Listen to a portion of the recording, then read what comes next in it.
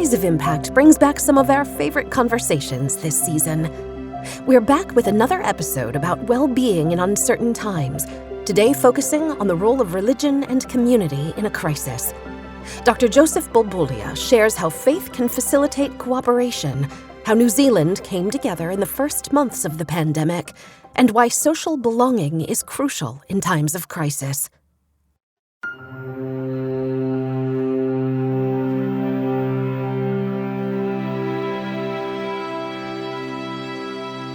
Welcome to Stories of Impact.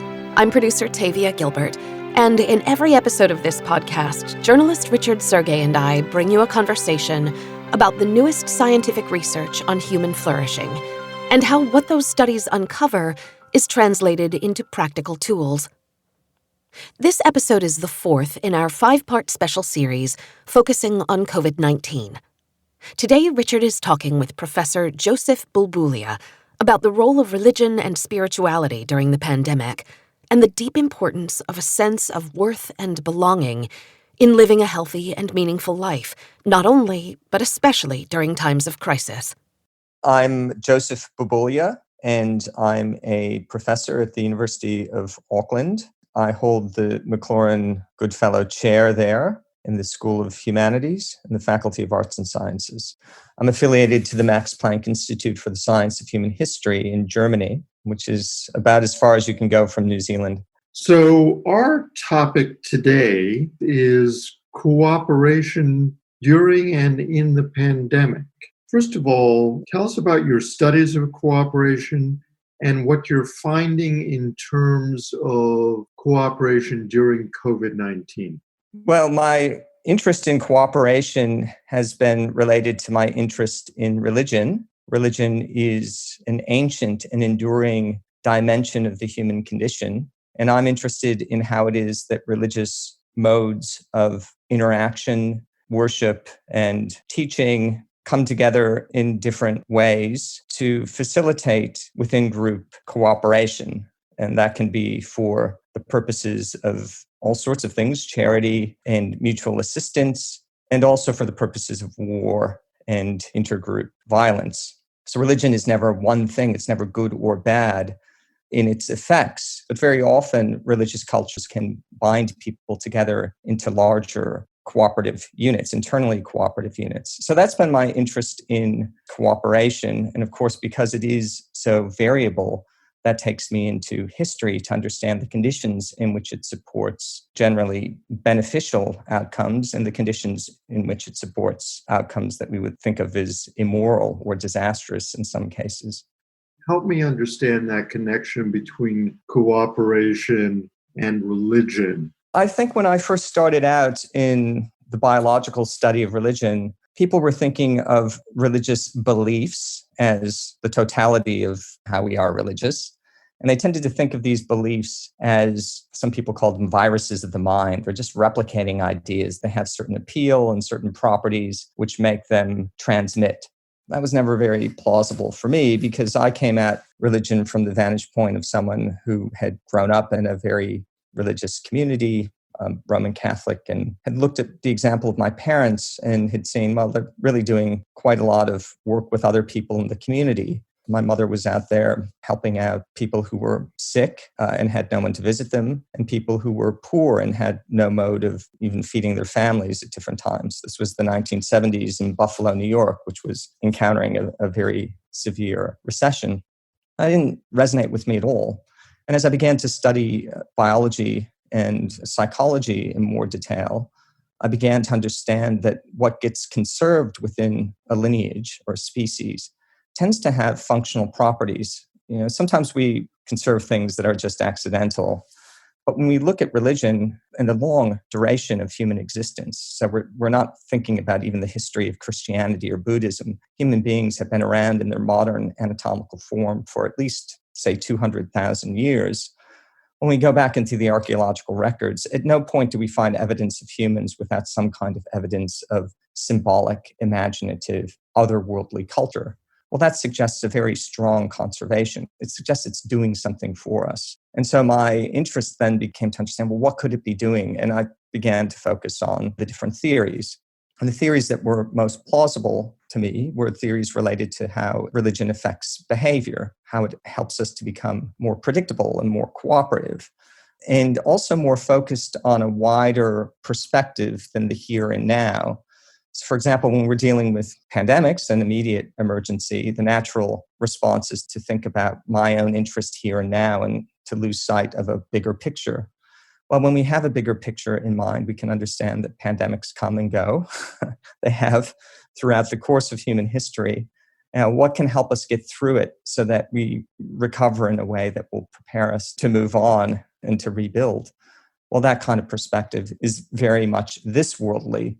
And religion combines those two elements, an otherworldly element, which is a transcendent perspective, with a whole lot of this worldly focus. And when I began to look at the mechanisms of religious culture, we begin to understand, well, there are ritual elements, there are elements of mythology, there's authority, there are symbolic elements that enable people to recognize each other's commitments. And all of that has come together in a way that just isn't random, that isn't accidental. And so that led me to build a set of projects, or to work on a set of projects to systematically organize evidence at different scales, ranging from the Pacific. We have a database of Pacific religious cultures, historical database, to really most of my focus now is on building a data set that encompasses all of my own country of New Zealand, and to follow a national sample of people around over the course of their lives, and to understand how different aspects of social connection, belief, attitude, personality come together to enable people to be resilient. And so that, that's a kind of long story, but it began with an interest in religion and that connection to cooperation. And what it's then taken me to is a whole set of activities to collect data and to systematically organize it so that we can apply the methods and tools of the natural, biological, and social sciences to really understand how those elements come together to affect people. So we're now a number of months into this global pandemic. Tell me, first of all, what cooperation means in the pandemic, and perhaps how your understanding of it has changed. I haven't looked directly at religion in my data sets yet, because we are just collecting data on the fly through the pandemic. The way in which our national study has been set up to understand attitudes and values and beliefs, it's to take data at the end of the year, systematically organize it, link it to past data sets so that we can really sure that everything's organized and in place. But because the pandemic creates, I guess, a demand for understanding, hey, what's working for people now? What's stressing people out? What's enabling their adaptation? We've been busy at work looking at just our online sample and then trying to determine how the online sample might be biased in different ways and to adjust for that. And during that process, we've been investigating real basic questions. How is it that people are adjusting in their own levels of stress to the pandemic in my country? So New Zealand right now, and we're into middle June, is doing pretty well on the pandemic front. We managed to, for 24 days, eliminate the virus. It's now back with us, but it's transmitting at a very low rate, and it's back through external travel, travelers coming back, and most of them are in quarantine. So we have a kind of grip on it. But that wasn't the case at the beginning of March. New Zealand was experiencing an attack of the virus that was similar to the early attack that we were seeing overseas. In the United States at the beginning of March, there were a handful of cases. And similarly, we had our first case at the end of February. So we began to see the beginnings of what was a geometric growth in the infection rate in the beginning of March into the middle of March. And what we responded very early and rapidly with was a very severe lockdown. So New Zealand, was combining the health uncertainty of a pandemic with the economic uncertainty of a total lockdown and, desisting of all but essential economic activities in a situation where the country is very precariously located, is an island in the Pacific that relies intimately on trade with other countries, in particular, Asian countries, China, Singapore, also Australia, a major trading partner, the United States, the UK. All of that was becoming highly destabilized. So we were in a freak out mode that was, pretty substantial at the beginning of our very strenuous social and economic lockdown. But we had one key difference, that we have a huge amount of institutional trust in our country. And related to this was a high level of compliance and cooperative willingness on the part of citizens to help government and government to help citizens to get through this. So practically, what did that look like? Well, what it looked like in terms of our behaviors, I was completely isolated with my 9-year-old daughter. I share custody of her in Wellington. And that meant for me seeing her and no one else in person for, I think it was 8 weeks altogether. So that was, practically speaking, a very different existence. As I mentioned, I'd been interacting with people throughout the year, getting on airplanes in a state of motion to manage these very large projects. That just stopped.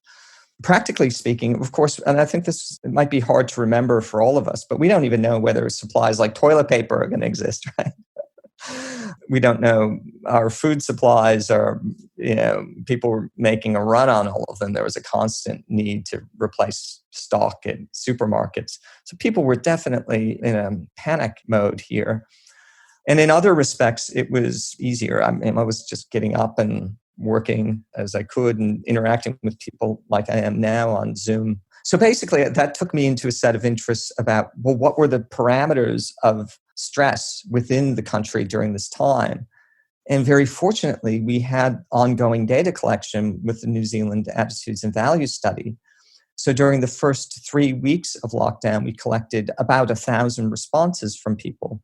And we had these responses during the lockdown, but we also had them from the year previous. That established a set of baselines. Memories can be corrupted in all sorts of ways. We can be nostalgic. We have a hard time representing in clear detail what the pain of a suffering is as we're going through it and the stress of it. But here we had a snapshot of people as they're going through this stressful event. And what did you learn? The key lessons were that there was moderate increases in nervousness, fidgetiness, which is related. A sense of hopelessness was up. Surprisingly, well, except when we think about the details, there was a reduction in feelings that everything is an effort. It's quite interesting. Nervousness was not up that much. It was more hopelessness and fidgetiness that was up. Depression didn't change. This is so depressed, nothing could cheer me up. That was encouraging that we didn't see movement there. But what we did find, and this was absolutely a very, very strong signal, we found a huge, nearly a fourfold increase in feelings of worthlessness.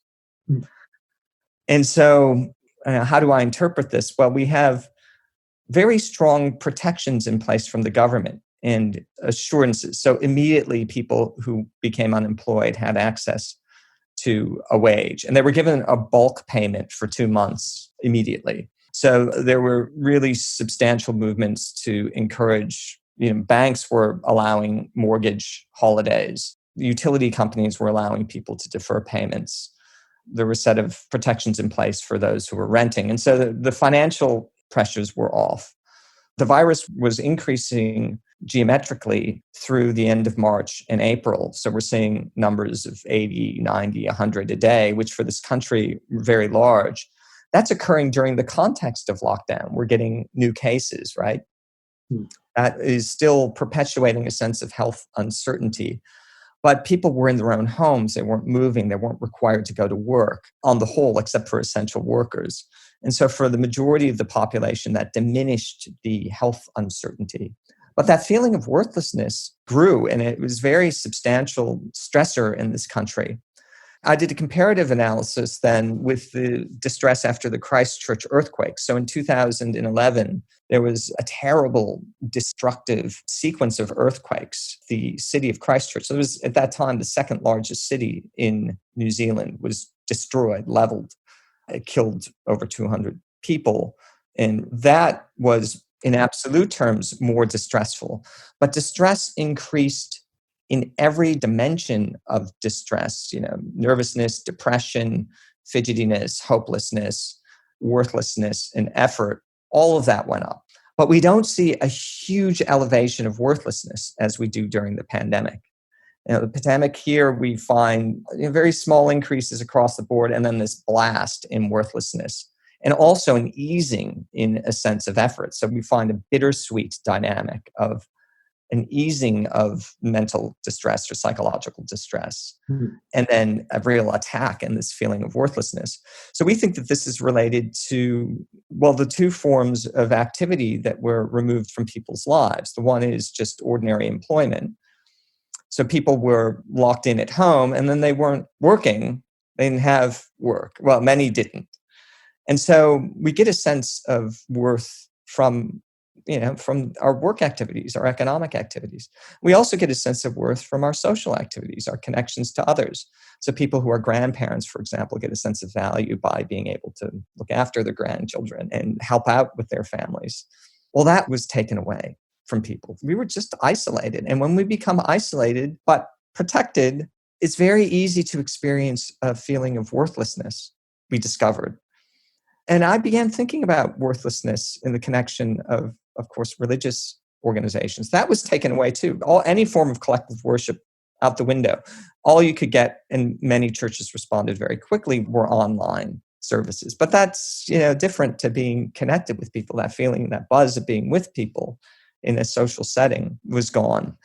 And so that feeling of worth and that feeling of having something to offer, well, isn't that like an essential part of who we are? Isn't it really important to give people that sense that they're valuable, that they have significance? That was something that the government can't give us. They can give us food, they can give us a sense that our bills will be paid, they can give us a sense of health security, but they can't give us a sense of worth and value. I'm curious, did this surprise you in that we know as humans we are pro-social animals, right? Yeah. And the sense of hopelessness and worthlessness that you're describing reflects an imposed isolation that was quite unique. Yes, there have been pandemics over the centuries, but who would have thunk that we in the 21st century would be going through something like this? So help me understand this sense of social beings and the reintroduction of hope and worth, and perhaps even cooperation. Well, Richard, I think you really put your finger right on something very important. And it's that when we think of cooperation, we're often thinking about services done for other people. You give me something, I give you something. But here, what we have an insight into is a fundamental need within people to be helpful to others, to be, worthy, to have a sense of worth and value. So part of what it is to have a good culture, a culture in which people are flourishing, is to afford others the opportunity to have worth, to be important, to have a significance for other people. We don't think of that. I don't certainly think of that initially when I think of cooperation. When I think of cooperation from a biological standpoint, I think of people sacrificing some of their own fitness, for others. But here in the pandemic, we realize that part of what it is to enable a good life for people is to enable them to have a sense of worth, to enable them to be able to give to others and to be productive and to have a sense of importance. That sense of importance is really fundamental to having a good life.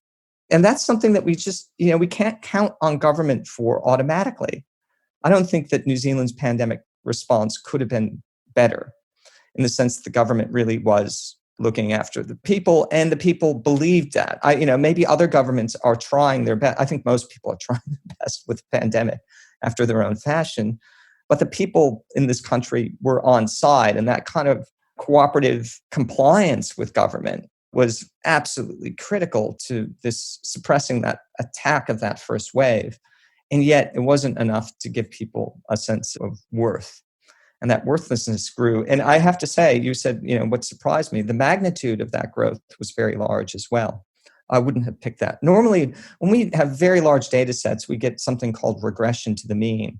So that means that when you see effects in small studies that occur, these get washed out when you get a lot of data. And to see, over a threefold, almost a fourfold increase in worthlessness, well, that's a very large effect. That's a signal that, we want to then begin looking at, because we want to understand, well, what are the long-term implications of this for, persistent unemployment that might follow in the wake of the pandemic? Will people be challenged? What are the institutions and relationships that are going to bring people back to having a sense of worth? Well, we actually did investigate that in the studies. So we want to look at what are the buffers, what are the moderators of that kind of distress. And the business confidence did not moderate that distress. Flat. Whether you were low or high on business confidence, you still experienced a sense of worthlessness. Even people who really thought the economy was going to be okay, they were feeling worthless at about the level that people that thought it wasn't going to be okay, right?